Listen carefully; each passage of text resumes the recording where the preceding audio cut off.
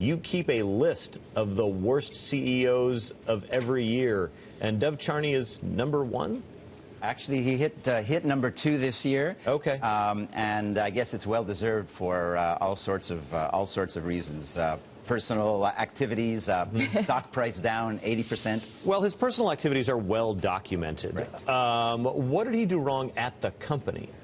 So at the company, you have an entrepreneur that actually deserves a lot of credit for building a very successful, thriving business.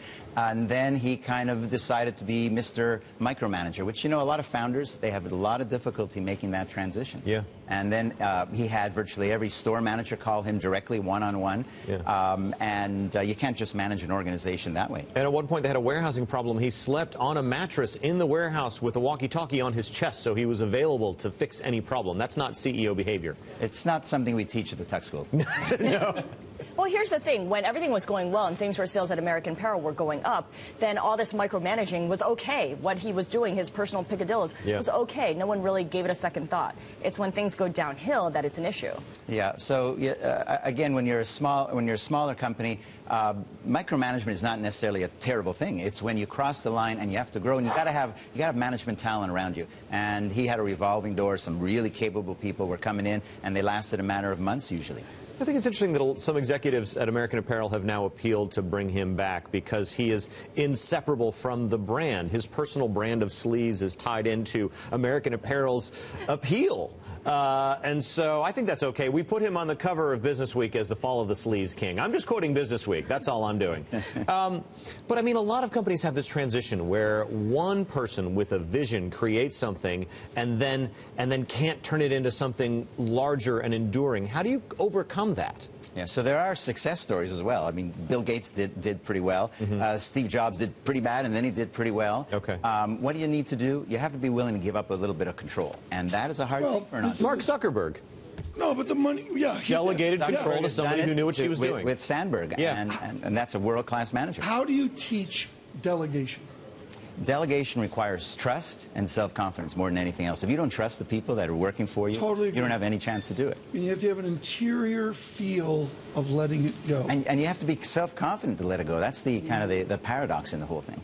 I mean, I think, name another CEO on this list. Well, does Twitter need to let Dick Costolo go? He's also on the list of your worst CEOs for 2014. Yeah, Twitter, I have mixed feelings. I use it. I think it's a great app, but it's a company that has not fulfilled its potential. And the problem with them is they've got the Facebook comparison, and they're losing time and time again against that. And to continue that comparison, Dick Costolo was supposed to be the Sheryl Sandberg. He was supposed to make everything work while the rest of the company concentrated on the community. On disrupting. What did he fail to barriers. do? So this is another story where revolving door at the top, a lot of top managers coming and going, changing the strategy. It's very interesting. Entrepreneurial companies talk about the pivot.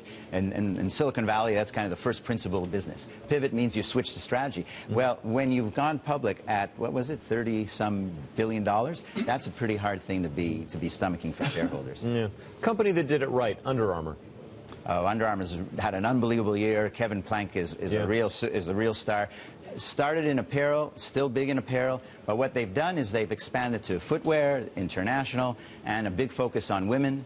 I'm sorry, before, oh, sorry, please. No, go ahead, please. I was just going to point out that it's a Maryland-based company. That's all I had to say. Continue. No, but I interviewed Mr. Plank at length with the support of General Electric, and he didn't go to Tuck. He didn't go. He did this off his grandmother's couch. What do you tell fancy pants MBA people about the best practices of a guy that started a business off his grandmother's table?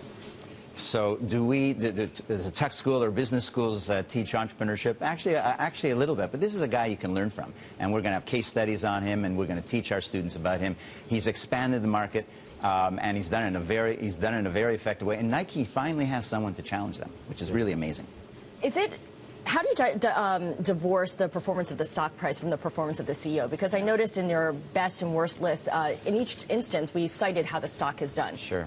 Sure. Well, you know, you can't be a successful CEO unless you've got the numbers to back you up. So it's hard to imagine someone who's really a great CEO and just can't make the company work. So there's a natural connection to it. But then you have to go further, because not every company that has problems with their stock price is the CEO is responsible for it. Because it could be an industry change, it could be something out of their control. But in this case, or in actually in every one of these cases, you could track it directly to the CEO, the actual actions. Your thoughts on Tim Cook? The FT named him Executive of the Year. Yeah, well, Tim Cook has had and maybe still has one of the toughest jobs in the world to follow the legendary Steve Jobs, and he's done pretty well. Look what's going on with the company. It's not going to be easy to keep coming up with the next new thing. How would you grade Janet Yellen, very quickly? Well, it's not someone I looked at closely, but she is doing, I think, all the right moves in terms of presence and communicating what she believes in. All right. Thank you so much. Sydney Finkelstein joining us from Tuck School of Business.